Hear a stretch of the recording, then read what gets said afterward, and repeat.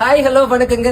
இரவும் பகலும் வந்தாலும் நாள் என்பது ஒன்றல்ல, ராப்பகலா அழுதாச்சு, கண்ணு ரெண்டும் மூடியாச்சு, யாதும் ஊரன யாரு சொன்னது சொல்லடி. எதுக்கு இந்த 3 பாட்டு பாடணுன்னு நினைக்கிறீங்க? இன்னைக்கு வந்து உங்களுக்கு சூப்பரா ஒரு தமிழ் சொல்லி தர போறேங்க. இது வந்து டிஎன்பிஎஸ்சி அப்புறம் நிறைய குரூப் எக்ஸாமுக்கு உங்களுக்கு ரொம்ப சப்போர்ட்டா இருக்கும். என்னன்னு பாத்தீங்கன்னா உண்மை தொகை. ஃபர்ஸ்ட் ஒரு பாட்டு பாடணும் பாத்தீங்களா? ராப்பகலா அழுதாச்சு. இங்க பாருங்க, ரா பகல். அப்ப இதை நம்ம எப்படி எழுதிக்கலாம்? இரவும் பகலும். ஓகேவா? இப்படி வந்து இதுக்கு உள்ளாடி மறைந்து வரும். வந்து உள்ளாடி மறைஞ்சு வந்துச்சுன்னா அது வந்து என்ன சொல்லுவோம்? உண்மை தொகை. இங்க பாருங்க, தானம் தவம். இது நம்ம எப்படி எழுதலாம்? தானமும் தவமும். அப்ப உள்ளாடி என்ன கிடக்கு? வந்து மறைஞ்சு கிடக்கு. ஓகேவா? அடுத்தது பாருங்க, எண்ணுமை.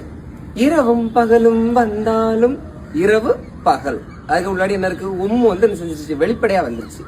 அப்போ வந்து எப்படி வரும்? வெளிப்படை.